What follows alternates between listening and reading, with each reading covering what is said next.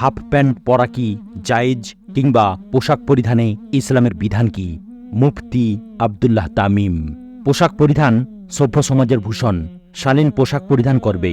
ইসলাম এমন এক ধর্ম যে ধর্ম একজন মুসলিমকে শালীন পোশাক পরিধান বাধ্যতামূলক করে দিয়েছে।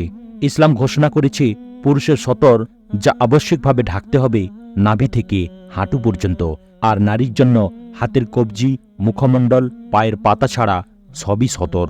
ইসলাম কতটা শালীন হলে এমন শালীনতার কথা বলতে পারে?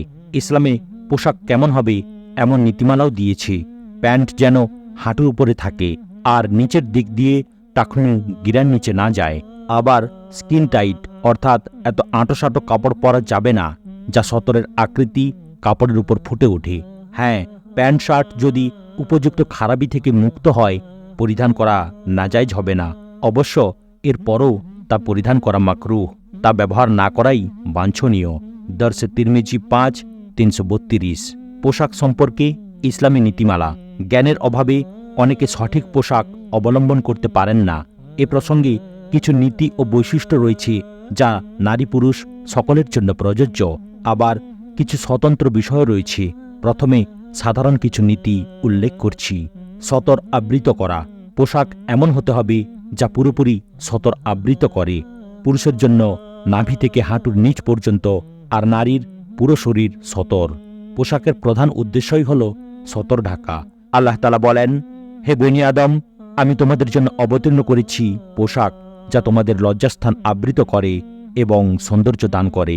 সূরা আরাফ আয়াত নম্বর ২৬। সুতরাং যে পোশাক এই উদ্দেশ্য পূরণে ব্যর্থ তা যেন শরীয়তের দৃষ্টিতে পোশাকই নয়, তা নাজায়েজ পোশাক। এটা পরিত্যাগ করে পূর্ণরূপে সতর আবৃত করে এমন পোশাক গ্রহণ করা জরুরি, যেমন পুরুষের জন্য হাফ প্যান্ট পরা, মহিলাদের পেট পিঠ উন্মুক্ত থাকে এমন পোশাক পরিধান করা, অধিক পাতলা বা আঁটোসাঁটো না হওয়া। যে পোশাক পরিধানের পরও সতর দেখা যায় কিংবা সতরের আকৃতি পোশাকের উপরে ফুটে উঠে, তাও সতর আবৃত না করার কারণে নাজায়েজ পোশাকের অন্তর্ভুক্ত। এ ধরনের পোশাক পরিধান করা হারাম। অমুসলিমদের অনুকরণ না হওয়া। বিধর্মীদের অনুকরণে পোশাক পরিধান করা নাজায়েজ, যেমন ইহুদি খ্রিস্টান পুরোহিতদের পোশাক, হিন্দুদের ধুতি লেংটি, মাজার পূজারীদের লাল শালু এবং শিয়াদের অনুকরণে পূর্ণ কালো পোশাক ইত্যাদি। হাদিস শরীফে এসেছে, নিশ্চয়ই এটি কাফেরদের পোশাক, তোমরা তা পরিধান করো না। মুসলিম ৬/১৪৪। অন্য এক হাদিসে এসেছে, যে ব্যক্তি তাদের পোশাক পরবে সে আমার দলভুক্ত নয়। তবারানি আওসাত ৩৯২১। অহংকার, বড়ত্ব, রিয়া সৃষ্টিকারী পোশাক না হওয়া। এমন পোশাক পরিধান করা নিষিদ্ধ যেগুলোকে শরীয়ত অহংকারীদের নিদর্শন সাব্যস্ত করেছে এবং তা পরিধান করতে নিষেধ করেছে, যেমন পুরুষের জন্য রেশমি কাপড় ব্যবহার করা। হযরত আবু মুসা আশআরী রাদিয়াল্লাহু তাআলা আনহু থেকে বর্ণিত, রাসূলুল্লাহ সাল্লাল্লাহু আলাইহি ওয়াসাল্লাম ইরশাদ করেন, আমার উম্মতের পুরুষের জন্য রেশম এবং স্বর্ণ হারাম করা হয়েছে, আর মহিলাদের জন্য এগুলো হালাল করা হয়েছে। জামে তিরমিজি ১/৩০২। তদ্রূপ টাকনু গিরার নিচে কাপড় পরিধান করা। হযরত আবু জুরাই থেকে বর্ণিত, নবী করিম সাল্লাল্লাহু আলাইহি সাল্লাম বলেন, টাকনু গিরার নিচে কাপড় পরিধান থেকে বিরত থাকো, কেননা এটা অহংকারবশত হয়ে থাকে, আর আল্লাহ তাআলা অহংকারীকে ভালোবাসেন না। সুনানে আবু দাউদ ২/৫৬৪। প্রসিদ্ধির পোশাক না হওয়া। মানুষের মধ্যে প্রসিদ্ধি পাওয়ার লক্ষ্যে পোশাক নির্বাচন করা। পোশাকের ভিন্নতা ও চাকচিক্য এই জন্য বেছে নেওয়া যেন লোকসমাজে সে প্রসিদ্ধি পায়। এক কথায়, মানুষের নিকট আলোচিত ও প্রসিদ্ধ হওয়ার নিয়তে পোশাক গ্রহণ করা জায়েজ নয়। হাদিস শরীফে এ ব্যাপারে কঠিন ধমকি এসেছে। রাসূল করিম সাল্লাল্লাহু আলাইহি সাল্লাম ইরশাদ করেন, যে ব্যক্তি দুনিয়াতে প্রসিদ্ধির পোশাক পরবে, আল্লাহ তাআলা কিয়ামতের দিন তাকে লাঞ্ছনার পোশাক পরাবেন, অতঃপর তাকে অগ্নিদগ্ধ করা হবে। সুনানে আবু দাউদ ৪০২৯। পুরুষের পোশাকের স্বতন্ত্র বৈশিষ্ট্য। ক. নারীর পোশাক বা নারীর পোশাকের মতো পোশাক না হওয়া। হাদিস শরীফে এসেছে, রাসূল সাল্লাল্লাহু আলাইহি সাল্লাম অভিসম্পাত করেছেন ওই পুরুষকে যে মহিলার পোশাক পরে এবং ওই মহিলাকে যে পুরুষের পোশাক পরে। সুনানে আবু দাউদ ৪০৯৮। খ. রেশমের কাপড় পরিধান না করা, কেননা রেশমের কাপড় পুরুষের জন্য হারাম। গ.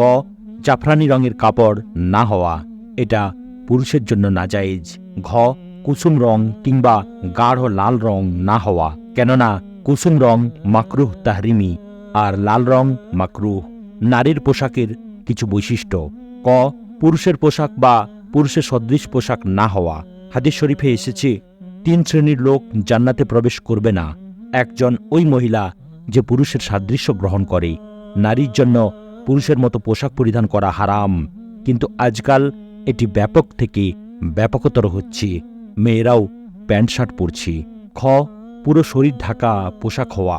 মহিলাদের পোশাক এমন হওয়া চাই যাতে গোটা দেহ আবৃত থাকে, কিন্তু যতই দিন যাচ্ছে ততই এমন এমন স্টাইলের পোশাক বের হচ্ছে যাতে শরীরের বিভিন্ন অংশ খোলা থাকে, অর্থাৎ সতর আবৃত করার পরিবর্তে তা আরও প্রকাশিত করে তোলাই যেন পোশাকের উদ্দেশ্য।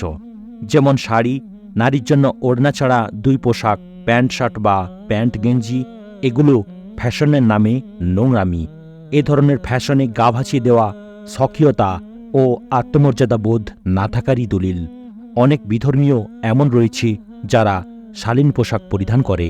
ফ্যাশনের নামে যেসব কুরুচিপূর্ণ পোশাক তৈরি করা হয় তা তারা পরিহার করে চলে, অথচ আমাদের ধর্মে এত সুন্দর দিক নির্দেশনা থাকার পরও ওইসব অশালীন ফ্যাশনের অনুগামী হয়ে যাওয়া কি দুঃখজনক নয়? জাহান্নামীদের পোশাক। জাহান্নামীদের পোশাক হবে আলকাতরার অথবা গলিত পিতলের এবং আগুনের। মহান আল্লাহ বলেন, সেদিন তুমি অপরাধীদেরকে দেখবে শিকল দ্বারা বাঁধা অবস্থায়। তাদের জামা হবে আলকাতরার বা গলিত পিতলের এবং অগ্নি আচ্ছন্ন করবে তাদের মুখমণ্ডল।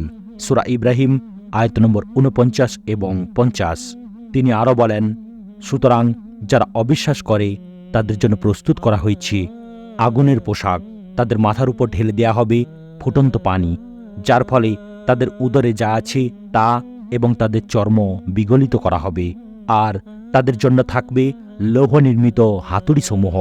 যখনই তারা যন্ত্রণাকাতর হয়ে জাহান্নাম হতে বের হতে চাইবে, তখনই তাদেরকে ফিরিয়ে দেয়া হবে আর তাদেরকে বলা হবে, আস্বাদ করো দহন যন্ত্রণা। সূরা হজ আয়াত নম্বর 19 থেকে 22। তাই প্রিয় ভাইরা, আমরা যাতে সতর থেকে পোশাক পরিধান করতে পারি এবং সতর ঢাকা না অবস্থায় যাতে আমরা না থাকি, সেজন্য মহান রাব্বুল আলামিনের কাছে দোয়া চাই। আমিন।